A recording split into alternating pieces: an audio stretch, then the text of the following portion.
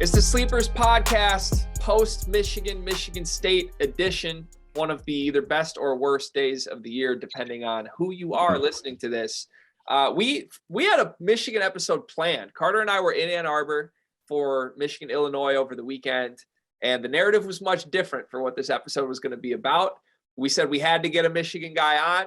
We went and got my good friend Chris Castellani, Barstool Sports own, and a very intelligent, entertaining Michigan fan to come on the episode. But then Michigan dominates Michigan State from start to finish. You could maybe even say dog walked, Cart. I know you like to use the term dog walked every now and then. This man right here, anybody watching on YouTube, this is the man who had Michigan State on a leash for 40 minutes. So, Chris, first of all, thank you for doing this, my friend. I have a feeling this is going to be a very fun episode. How are you doing today? I'm doing well, man. I appreciate you having me. Yeah, it's a world of college basketball, man. Because when you asked to have me on, that was post Illinois. I was like, all right, let's see. I'm happy to do it, obviously, but I'm like, all right, this will be depressing. And then this team is the weirdest Michigan team I've ever covered in any sport, because they either look like, North Carolina from 2009, or they look like a team that can't make the NIT. Now, last night it was more of the former, which was a lot of fun. But no, I'm looking forward to talking about it, obviously. Yeah, I think that's the best part, because I'm just going to go off of that as well. After the Illinois game, let's just say I was saying a couple words to Gregory. There's a couple pictures taken outside of Chrysler where I said that, maybe the NIT was in this team's future. But I mean, obviously after last night, I will take the role of the depressed podcaster or the depressed person on this podcast episode, because that was a dog walking, Greg. We got dominated from start to finish in probably every aspect of the game. It was even more than Hunter. Honestly, we got dominated, I thought, in every aspect of the game. So, credit to Michigan, but it definitely hurts as a Michigan State fan, of course. So Chris was at the game. I want to start with just the dog walker himself, Hunter Dickinson. 33 points, 9 rebounds, 4 blocks. Arguably more shit talks than points last night. Chris, what was that like in person? I mean, you were in the student section, I believe. So were you able to hear what he was saying at all? You know what's weird, man? And maybe I'm just not perceptive. I didn't see any of it until he was called on it. Now, when I went back and watched the replay, it was pretty apparent. But the thing is, even when you're watching it on TV, you can never tell exactly who they're talking to. You never know if they're talking to themselves. It's the same thing. It happens all the time in baseball when, a guy gives a look back at the pitcher and they think that they're kind of, trying to talk him up. It's a weird thing. Look, I love Hunter. I think Hunter has made Michigan basketball program exponentially more fun, especially this year. I mean, where would this team be without Hunter Dickinson? But he's got a mean streak, and I love him for that. I don't think he's that different than like what Draymond was. I think that there's a lot of people are pointing fingers and saying he was cocky, he's arrogant. Yes, he is. Yeah, he's a cocky guy. But that when you go for 33-9, it's the same way I felt like when Cassius a couple years ago had the entire Michigan defense on ice skates. Like when you do that, now Cassius wouldn't have, because he's like the historically nice guy. But if you do that against your rival, go ahead and talk that, man. It's the same thing I felt going, bringing it to football. Like when Ohio State had that incredible run of success where they won 10 in a row, like go ahead and talk smack that you have earned the right to do that. And last night I was trying to think back. The only individual performance that I can think of in Michigan history that like rivaled that in terms of just pure dominance was, that Trey Burke stretch against Kansas will always be number one in the Sweet 16, and Stauskas' second half in 2014. But besides that, that was really something. And I mean, he's not gonna have a ton of time to enjoy it because they got to play tomorrow. But that was amazing. I mean, the one thing I'll say watching it in person is that a lot of people, myself included, were like maybe they should double team him. But Marble was being as aggressive as possible. I mean, they did everything except pull out switches and try to stab the guy. I mean, they were really they were so aggressive on him all night, just couldn't stop it. I mean, that was a rare performance and amazing, truly amazing. Yeah, Stauskas comes to mind for me as the only other Michigan in the rivalry one where it's just, they have no answers for this guy. Yeah. Look, I don't know if I would have sent a double if I'm Michigan State. I think at a certain point you do, maybe once they're down so much, like you have nothing to try. But part of the game plan, game one, was let Hunter eat one-on-one, and I think that worked.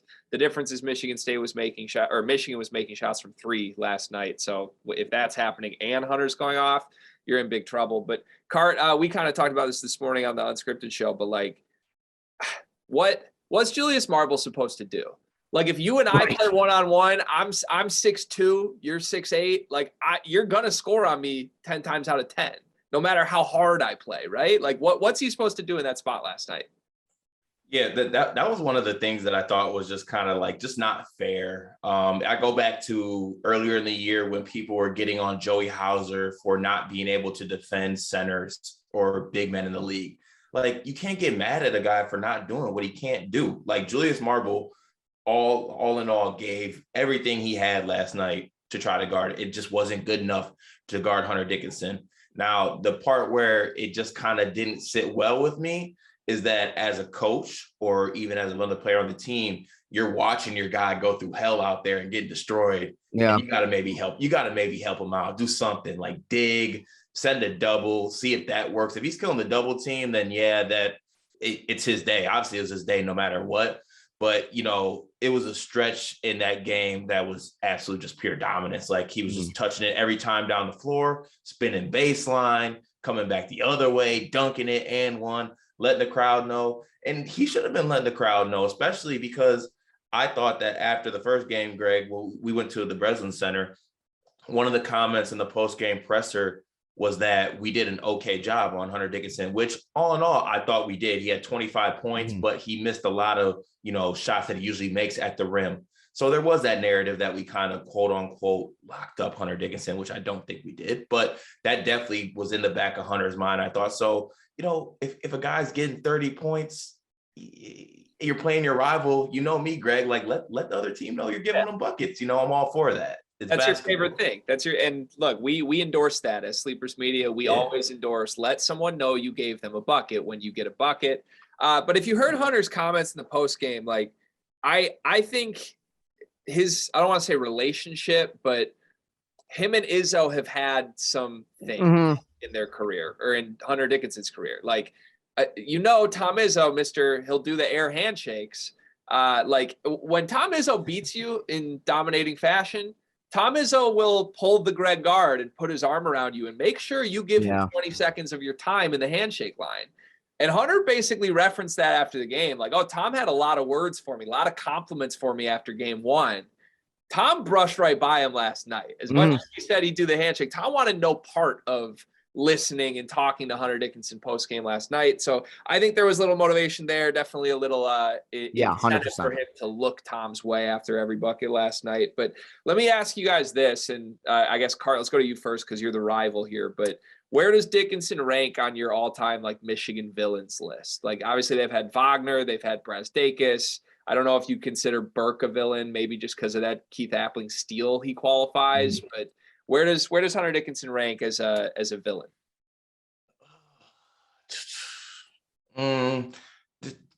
To be honest, some of my personal feelings come into like the villain type role. Like I just didn't like Iggy. Like I didn't like Iggy's face. It's like just straight up like that just is what it is. Like, and for me, Hunter's an All-American. You know what I'm saying? Like he's a guy who I think is a really good basketball player. It obviously it comes at the expense of my team last night, but I think he's a really good basketball player. I wouldn't necessarily think Trey Burke was a villain. I just thought Trey Burke was a killer just through and through. But as far as like villain wise, it's like Iggy for me, and then probably like Hunter third, maybe Stauskas second. But I don't even know if I really consider Hunter a villain. He's just like I don't know. It's just a shit talker. You have him as a fake tough guy, a little bit front runner, right? Like we've kind of. I mean, we were at the Illinois. I think it's manufactured a little bit because I still reference back to like Hunter in high school, and he came to Michigan. He's got the gear. He gets his nice little fade haircut, grows the beard, gets his ears pierced, and he's feeling himself a little bit. Which all credit to him, he should. But, it just seems a little bit manufactured at times. And all I say is that you got to make sure you keep that same energy with everybody throughout the Big Ten, because going back to that Illinois game, I thought he didn't keep that same energy with Kofi in the second half. So just got to make sure it's consistent. To me, when it comes to like people like all-time villains, the ones that bother me the most on the opposite side are the ones who didn't like do anything against us. Like that's the one, like Cassius Winston, I love and will respect forever. Cause yeah, you know what, 2018 was a disappointment, comes back the next year, plays out of his mind, wins, I think 4 in a row at one point against Michigan, Big Ten player of the year. But the guys and the same with guys like Draymond or, so many Michigan State people have come along, but the ones that I like look at and go, they're all right. Like I've never said this publicly and I'll probably get chewed out for this. One Michigan State basketball player that I was never like, I acknowledge, wonderful player, has had a tremendous NBA career, who never I was never afraid of and who never bothered me, Miles Bridges. Because when I think of Miles Bridges, I think of the quote unquote most talented Izzo team that lost to a team that a lot of people were just kind of meh about, that ended up going to a national championship. So I like when the way I rank villains are the people who talk the game and then don't back it up. Like if you're somebody like Draymond, who at one point, I don't know if this ended up happening, but I remember there was that 2012 game where like halfway through the second half, he was out rebounding Michigan. Like I respect those guys. I appreciate those guys. Like the same way that I think people should respect what Dickinson did last night. But yeah, when I'm talking about ranking villains, it's more so based on like the guys who couldn't get it done as opposed to the guys who could. Right. There's nothing worse than a villain that doesn't back it up. Because then it's like those are the guys to me that in basketball that are just like annoying. Like you're just out there to be a villain. You're not actually out there to like, you know what I'm saying? Like hoop and win basketball games. You just kind of want to get under people's skin. It's just like, you're compensating for the fact that maybe you're not as talented sometimes. I mean, obviously Miles Bridges was talented, but of course. He's turned out to be a wonderful player. I just, that's just the one example like, I was going to. The results got to back it up, and that's that's warranted. I mean, God, we lose to Michigan last night. Now we're uncovering Miles Bridges' wounds for me. This is really not doing well with me. No, like it or not, we say this all the time, Card. These rivalry games are legacy games. They are every single time. It's an opportunity for someone in this rivalry to write their chapter of the story.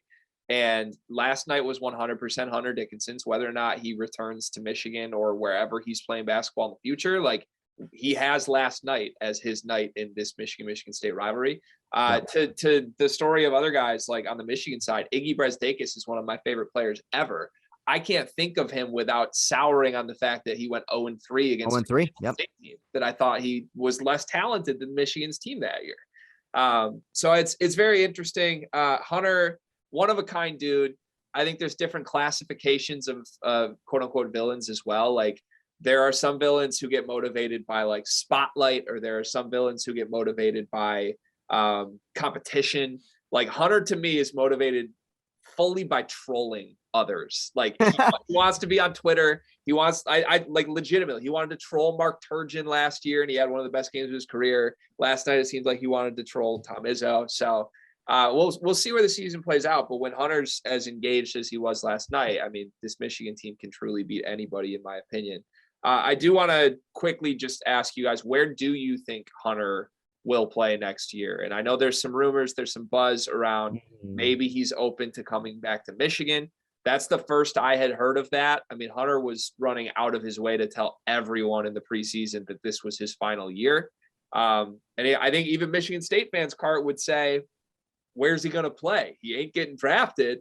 Maybe he'll play in Shanghai. I'd be careful with that if I'm a Michigan State fan. You don't want to tell Hunter that he might be playing in Shanghai or he might be back in Ann Arbor giving your team 35 next year.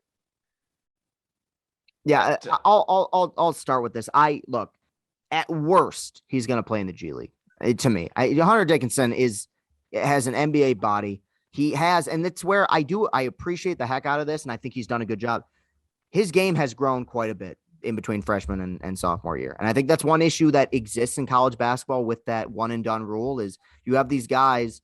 I think Michigan has a prime example of it right now with Moussa Diabate, who have amazing upside, but you got to add to your game. He's added the mid-range shot. He's added the three, not to say that he's lights out from 3-point range, but we know he can shoot it. I would be at this point pending something drastic, and in the age of NIL, drastic is very much a possibility. I would be stunned if he's not back or if he's not in the NBA next year or in the draft next year. He went for 33-9 last night. Unless he wants to have this just insane, like all-time dominant junior season, I don't really see any reason for him to return to college. Now, with that said, I'd take it. I'd be really happy about it. It would be amazing and incredible. But I think based on the trajectory, based on the way he's improved this season, especially in the latter part of the season, because early on there were some struggles. I think spacing was a big reason for that. But going forward, again, pending something crazy, I think he'll declare for the draft and he'll make the best decision for himself, and he should. All right, what do you got? Well, I think 100% that Hunter should go. No, but in all seriousness, especially just to comment, Greg, on like the whole like Hunter's going to be playing in like Shanghai or like Hunter's going to be playing overseas. Like Hunter could be in NBA. Like he's at, like Chris said, he's at worst, I think, a G League player, right? And you can make money in the G League, and guys get two-way deals with the NBA right now, and guys get 10 days. Guys have opportunities all time to kind of come up and play in the NBA.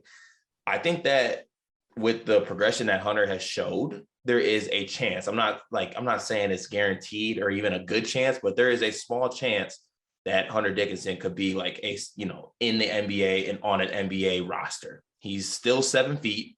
He still can score over the post, even though he can't score with his right hand.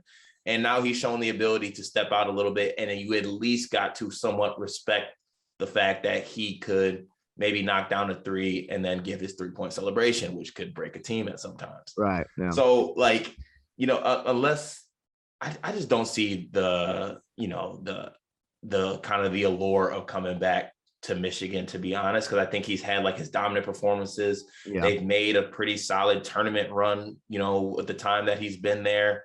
I just feel like him staying would shock me, to be honest. If I was a betting man, and I am a betting man, I'm betting that he is just gonna, kind of move on to the next phase of his career. So there's two things that would make it shocking for me, or two reasons why I lean very heavily that he won't return. One, Hunter has been pretty public about his frustrations, both with Michigan, the university, the administration, on what they allow from an NIL perspective previously. And then two, with the fan base. Like Hunter has retweeted some things that have been like, where are Michigan fans right now? They're not here. Even last night, Chris, you can tell us more. You were at the game. Yeah. That arena looked empty in a lot of spots. Mm-hmm. And yeah, I mean, that's tough. For sure. I'll speak on that a little bit because what the players have said, I think they've been very honest. And I think you'll agree, like, I think 90% of Michigan fans around our age, Greg, will agree with this. It's not a student section problem, because people always point to, it's all, the student section sucks. The biggest problem with the student section is that it's small. Like, that's the one issue with it, is that like they should expand it. And I think it would be more of a home court atmosphere. It's a very bizarre thing. And because I've grown up in Lansing and East Lansing, and like, I know people who are 50, 60 years old, which honestly takes up a majority of the people that fill either Breslin or Chrysler. It's people with their wives, people with their kids, or, their families who want to go to these games. But the excitement from that section of the Michigan fan base just isn't there. And I'm sure as a player, that has to be frustrating as hell. And it bothers the hell out of me, like for sure. I mean, I've gone off about it in the past, a little story time here, Greg, and you might not remember this, but for people who don't know, by the way, Greg and I went to high school together. Greg Waddell would drive me to tennis practice every so often. We had an argument in study hall my freshman year, your senior year, where I asked you, would you rather have Michigan basketball or Michigan football win a national championship? And you said basketball. Yep. And at the time, I thought you were nuts, because this was 2011. In hindsight, I'm with you. So like when they lose to Illinois and nobody cares, that bothers me, because Anthony Broom and I had an interview with Stu Douglas where he was, very honest. And we asked him, like, did you ever feel slighted by the fact that, you guys, when you were there, never got the attention the football program did? And he gave a very honest answer where he said, my first 2 years, we did nothing to deserve that fanfare. There was a reason. And that was 11 years ago. It bothers me that this program, a lot of people still view it as if it's 2009. Like, They were in the Elite Eight last year. They won the Big Ten. They've been to 2 Final Fours. That's the stuff that bothers me. I thought last night was great. The student section was great. But as a player, that has to be frustrating to be like, I'm busting my ass here and we're working hard and we've had success and we've won the Big Ten and we've won the Big Ten tournament. We've been to Final Fours. And yet unless we have a great team, the fanfare just doesn't seem to be there. And so I get Hunter's frustration. I think in general, the players have been very honest, but also not like, they've been fair with their assessment of the way that the program is viewed by the alumni. And it's frustrating to me as somebody who adores Michigan basketball. Yeah. So those are both off court reasons, right? Which, like, who knows how much the off court stuff matters to Hunter Dickinson. Right. Of course. Yeah. But it's very real. Like that is a thing. Like, is he loving everything about his experience at Michigan right now? He's been kind of public in saying no. I'm sure he has love for the university, the students, all of that. He's the man on campus last night, 100%. Yeah. So we'll see. But I think even from an on-court perspective, there's some questions here. Like, to me, it would make zero sense for Hunter to come back to school if Moussa Diabate is also back. I don't think Michigan needs both of them back. They'd certainly love to take one or both of them back. But, like, if the two of them are both on the roster, that's not helpful to either of their pro prospects, in my opinion. I think maybe there's an argument that, like, there's a path for Hunter Dickinson to get himself drafted before his career ends at Michigan that is similar to the Luka Garza path. Now, Luka had to be the National Player of the Year and 90, 50, 40% from the floor. And I don't know that Hunter's ever going to do that. But to your point about roster construction, like, maybe down the line, there's a better roster filled with shooters that makes Hunter Dickinson look more NBA appealing. I wouldn't come back if I'm Hunter Dickinson for, like, the allure of that potentially magically happening unless there's a very clear plan. But if he gets a big NIL offer and he doesn't hate his time at Michigan, who knows? Maybe it is worth hearing. I thought it was, at the very least, it was important that there's rumors because of how adamant he was preseason. I mean, Carr, you were at Big Ten Media Day with me. Like, he was telling everyone who didn't even want to listen to him, this is my final year. And, oh, by the way, I hate Illinois fans. that literally was his press conference. Yeah. So we'll see where he goes. So Michigan's chances going forward this season, what do we make of this team? Carr, you and I kind of were texting last night and just saying, like, we think, honestly, like, I'll take a split from this series this year because I don't think either team's that good. Right. And I think ultimately they're both going to make the tournament and we'll see what happens. Like, all bets are off when you get to the NCAA tournament. But, like, can you guys really see Michigan squeezing out 2 wins potentially? They would need some draw luck, but I guess the ceiling's there, the talent's there, right, Chris?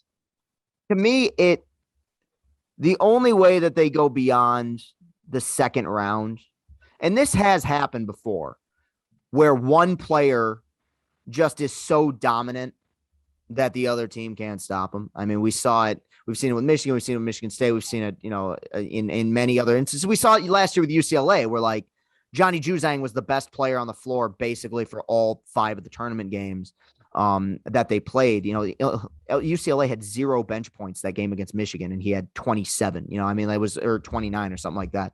The only way that they get beyond the second round is if Dickinson just has one of those insane, like, if he plays like he did last night, where he's consistently going up against, post defenders and just dominating them. Because, and the reason I have little confidence that they can go, that, the reason why I feel like that's the only path is because this team has just been too darn inconsistent shooting the basketball. Now, of course, in March, yes, if Caleb Houston, pulls a Nick Stauskas against Florida in 2013 and is going 6 for 6 from beyond the arc, then sure. But you could say that about any team. Like, yeah, if Tyson Walker scores 24 points and a half like he did against Illinois, Michigan State's probably going to make the Final Four. I think really the most likely path to the second weekend is Dickinson becomes that volume guy who's taking 20, 25 shots a game, who's making threes, who's dominating in the low post. And the one thing Michigan did last night that was really admirable is that they got to the boards. I mean, they won a lot of 50-50 balls, which is something that they have not done all year, especially against a Michigan State team that prides itself, historically on being a great rebounding team. So to me, that's the only path. I think at this point, getting in, winning a game, relative to expectations, it's a disappointment, but considering where this team was, they were 7-7 a while back. It's a relative success. Carr, what's your stance on them? Do they have a chance in March? I mean, yeah, because I think that we talked about it, Greg, just comparing like Michigan and Michigan State straight up. Let's look at that before we even get into the tournament.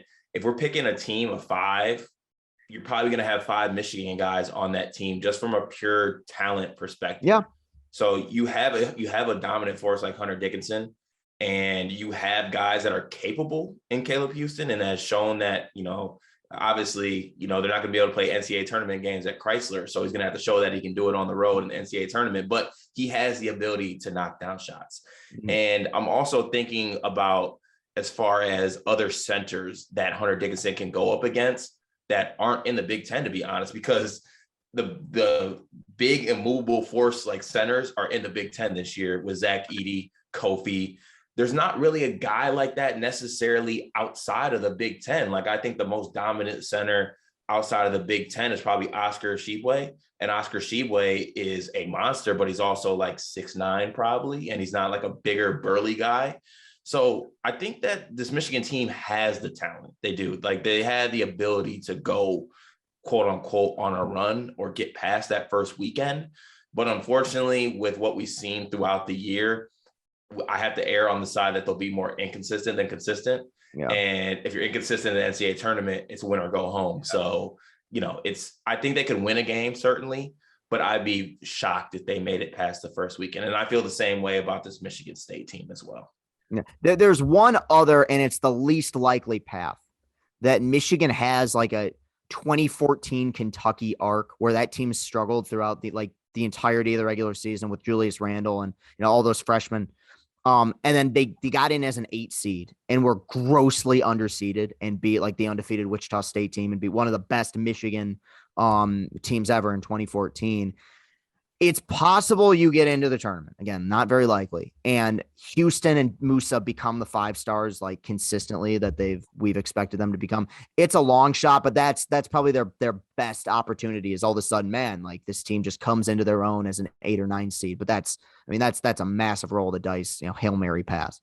So I love both of those angles though. One, first, Cart, yours about post defense is an awesome point because the only teams in the country that aren't Big Ten teams that have somebody Hunter Dickinson's size that can really shake him are going to be teams on the 1 or the 2 line.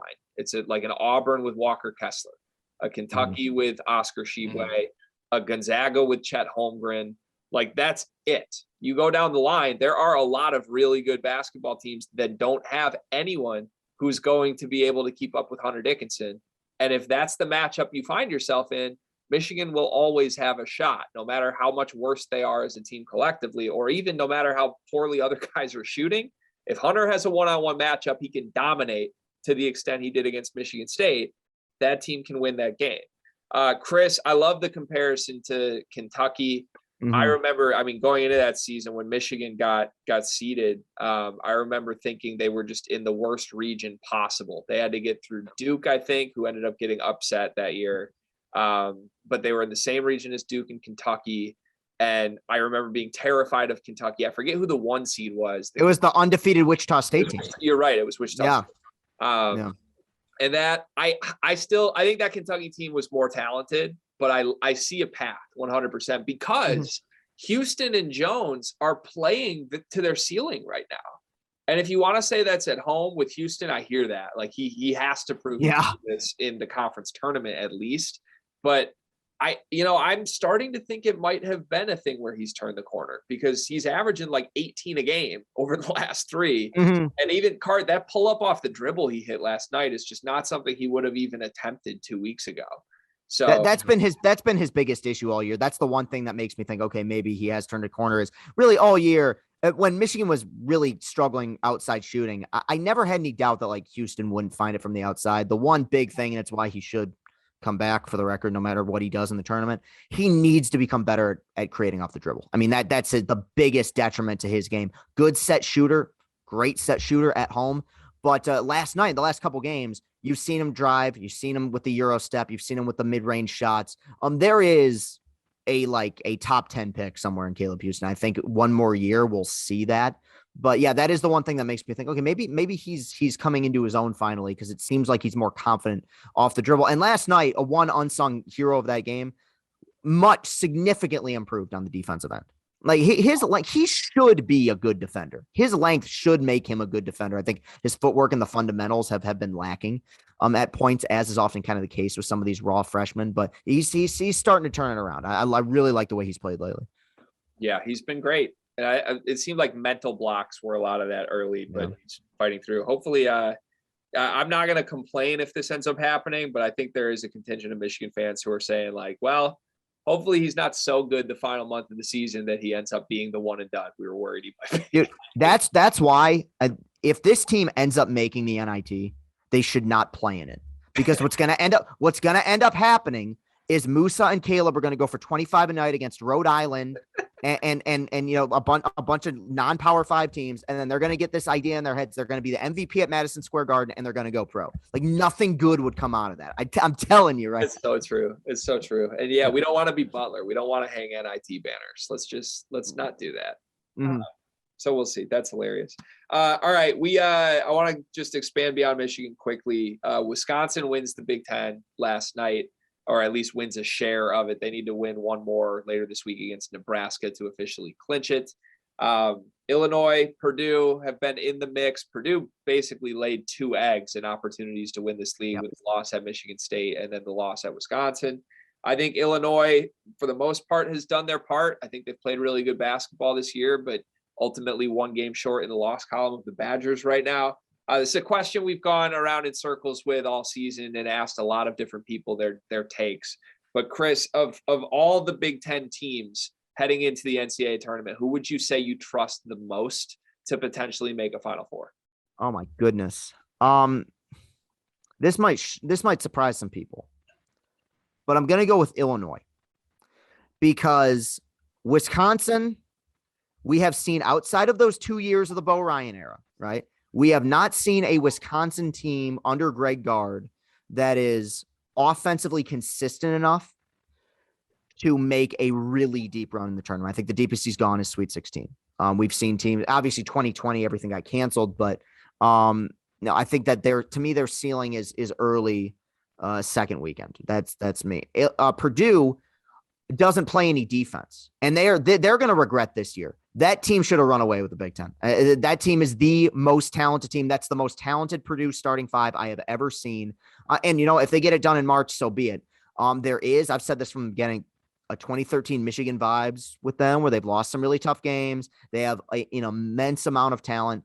I could see them getting into March, wiping the slate clean and getting hot. I mean, even a couple of years ago, like, remember how bad Carson Edwards was playing coming into the tournament, and then just like went nuts. He went for 40 in like two of the last 3 games they played.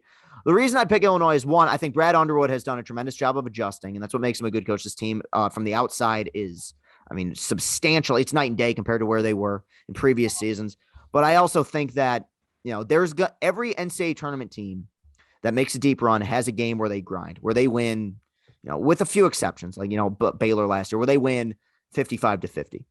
I think that with Kofi down low, and with the kind of defense that they could potentially bring, they're the team to me that is most likely to maybe make that deep run. Everybody else, I don't see it. I mean, that's the one loss that Illinois should regret, is especially the way Ohio State's played the last week. I mean, Maryland and Nebraska getting boat raced. What the hell was happening there? So I would lean towards Illinois, because I think that there's also, especially when you have good shooters, they could have a game like they played against Michigan, where they just get lights out and upset a 1 or a 2 seed. So that's the one I lean towards. But, you know, if Purdue gets hot and can just simply outscore their opponents, it should be them. Like, do you agree? It should be Purdue given the talent. But I don't know if it's going to be. So I lean towards Illinois. It definitely should be. Carter has a Matt Painter agenda. Do we need to go into that right now?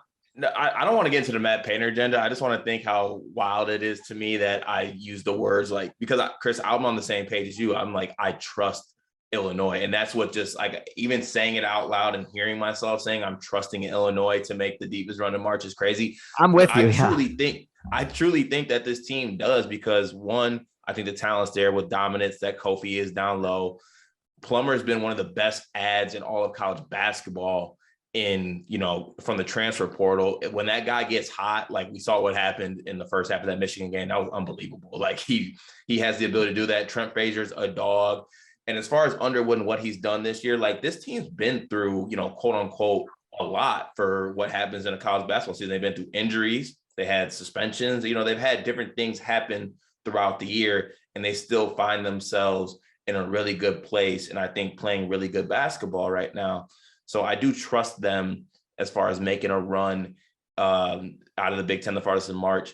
The Matt Painter thing for me, it's just, I don't know. Like you have this team, obviously they are so talented. Like the talent on this team isn't fair. Honestly, I feel sorry for every big man in the league that you got to put your heart on the line against Zach Edey. And then they follow that up and throw Travion Williams at you. Like that's the gauntlet of all big men in college basketball. Like that's crazy to me.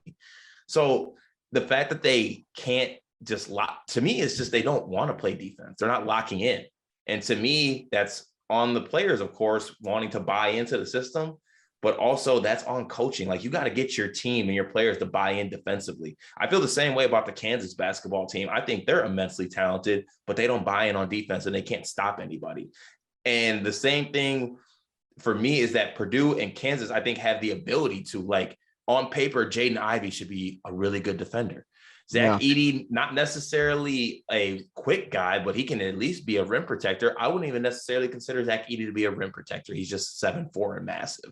Like this team should be a lot better defensively than they are. So it's disappointing. And for that reason, like a team that's bad defensively spells upset in March. Like they're a 3 seed, they run into a 14 seed with a high octane offense and they get torched. Like that's the blueprint for me. Yeah. You said I don't mind the Kansas comparison, but even like admitting Kansas has a bad defense, they're 60 spots higher on KenPom than Purdue's defense. Are they? Wow. Like, what wasn't, I saw a tweet and forgive me, I don't know who sent it, but it might have been Dylan, said that the lowest national championship winning team in terms of defensive efficiency on KenPom was Baylor last year, who was 22nd in the country, which is still like, I mean, that's elite. Yeah. Purdue is 119th. Right now. Maybe they went up last. I mean, that is somebody made this comparison as well. We get on, rightfully so, Fran McCaffrey teams all the time for the fact they just don't play defense. This team, in terms of defensive efficiency, is weaker than any one of those teams. So it's hard for you to trust them despite the insane amount of talent that they have. Yeah. Also, while you mentioned Fran McCaffrey, I love to insert this. Purdue and Iowa, 1 spot separates them on KenPom right now. Just offense, defense stuff. Purdue's the best offense in the country. They are 102nd defensively on KenPom right now that I see. Iowa, 6th in the country offensively, 78th defensively. Yeah. And I think the public perception of Purdue versus Iowa could not be more different. Like there's not going to be anyone filling out a bracket that says Iowa can make a Final Four, but everyone almost expects this Purdue team to, despite the numbers really saying they're basically Iowa, just with more talent. It's crazy to me. I'm out on Illinois. I don't need to spend a ton of time saying it. I know they're great. Like I love the formula. I think Kofi should feast. They only need one of Frazier or Plummer to have a good game every single game. And like, that's normally enough to get it done. I think there's a mental block with this program, you guys. I just think there is. And nothing's going to change that for me until they hang a banner, whether it's a regular season Big Ten title, which they couldn't do this season, or whether it's a Sweet 16 in March. Like I'm waiting for it to happen, but it hasn't yet. And I think last year's team was better than this year's team. It was much better. And look, Loyola was good. That was a nightmare matchup for them. It's not like they're going to draw a team that's actually a top 20 team in the second round again this year, but I don't know. I'm skeptical what they'll do when the moment is a little too big. We'll see. Yeah, no, I can't. there's a pre like 2021 Michigan football vibe with them where it's like you just got to believe it when you see it. I mean, last year, I'll say they will never live down last year. I like that was the amount of posturing they did and complaining they did about the Big Ten championship to let Porter Moser just hold you down and pummel you into the ground for 40 minutes. That was rough. But if they make one great run, a lot of that goes away. And they're every bit as capable of it. But yeah, no, I do see it. Like, I think I bet it's in their heads. I mean, people read the tea leaves. Like, this is a program as good as they've been the last several years.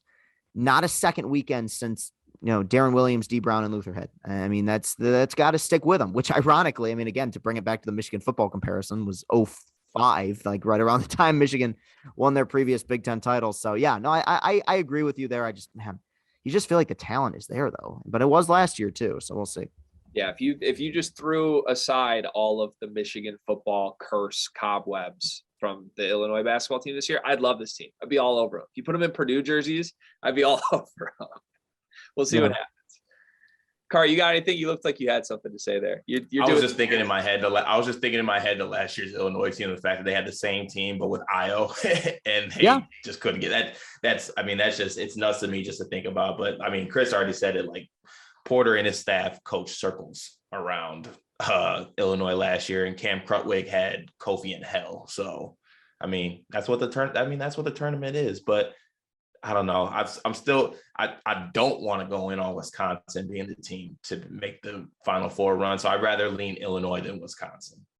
Yeah, I'm the only person standing for Wisconsin as the team that will do the best in March for the Big Ten this year. And I know I'm with you on your Wisconsin takes though, Greg, as far as I think that that team is more talented than people give them credit for. Like, I think Tyler Wall has been a good Big Ten basketball player this year. Davison's been playing good basketball. Chucky has been getting significantly better throughout the season. And then you have a guy who's your closer, your do-it-all, and Johnny Davis, perfect for March.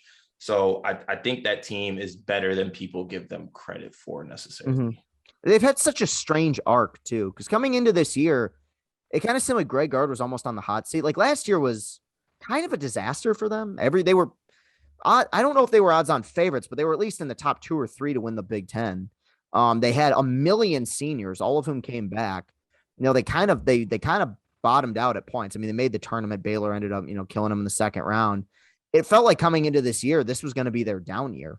And so regardless of what they do in March, Greg Gard's got to run away with Big Ten Coach of the Year, right? Like, there's nobody else who's even close. I mean, considering where people predicted that team to be, they're one Nebraska win away from winning the outright Big Ten championship. I mean, the remarkable stuff that he's done there.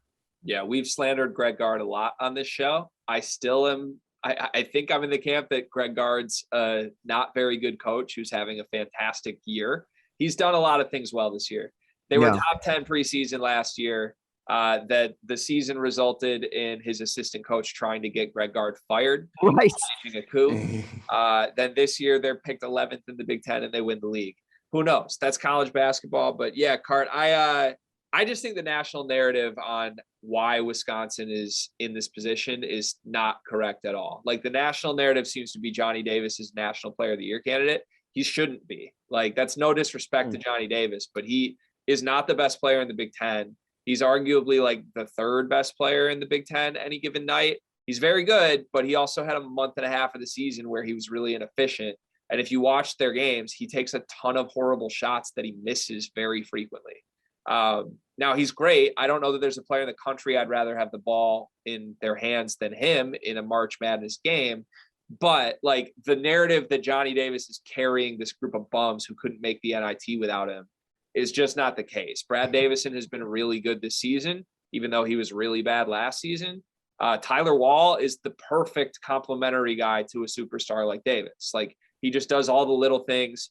He's constantly in the right spot. Davis plays so well off of him. Like, he gets him the ball and then he comes off a dribble handoff. Like, they just know how to play well together. And yeah, I'm not saying they're super talented, but I think if Johnny Davis missed games, like, this team would still be like a middle of the pack Big Ten team to me, even without him. It's just Davis that elevates them to a true, honestly, Final Four contenders where I stand on Wisconsin. So we'll see what happens. I guess I'll leave you guys with this. Will a Big Ten team make the Final Four this season? Chris, let's go to you first. No. I think we get one in the second weekend. I mean, last year the Big Ten was stacked and we got one in the second weekend. So I don't see it. I don't see a world beater here. So I'm going to say one second weekend team, Elite Eight ceiling, but I do not see a Final Four team here. No. Yeah, I don't see a Final Four team either. The only thing that gives me confidence that a team could make a Final Four is what Chris said. Like last year, everyone expected there to be a Final Four Big Ten team. This year, everyone's kind of down on the Big Ten coming into, phrases such as mid-10 have come into my inbox and my Twitter sphere lately. So no, but I'm not banking on any team to make the Final Four out of the Big Ten. Yeah, it has to be a no for now. I hope I'm wrong. I really want the narrative to shift on this conference, but man, for a conference that has so many quote unquote All-Americans in it, like they've got 5 of the 10 best players in the country, to not have a team that we even feel confident saying has a shot at a Final Four. Yeah.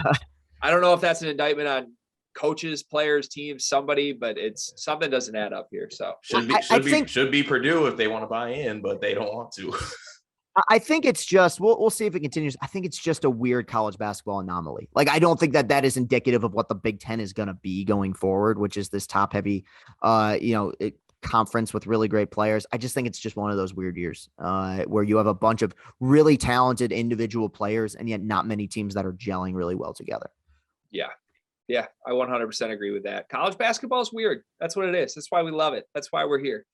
Chris, thank you so much for doing this, man. Tell the people where they can find your stuff. Of course. Well, I'm on Twitter at Castellani 2014, and you'll be seeing my face everywhere soon. Well, if baseball ever gets off the ground, you'll be seeing my face everywhere soon. So who knows? That'll be in June or whenever the hell they decide to do that. But no, my YouTube channel. The link to that is in my bio on Twitter. You can check out my blogs at barstoolsports.com. And follow me on all those platforms, subscribe to my YouTube channel, and I'll be putting out more content here soon. So I appreciate it. You going to be in Indy for Big Ten tournament at all? No, I thought about it. And I love Indy, but I no, probably not. It will be the case right now, but I'll be rooting for him for sure. If that changes, give me a call. I think I'm going to make the trip down there. So awesome, man. Have you been down there before? Yeah.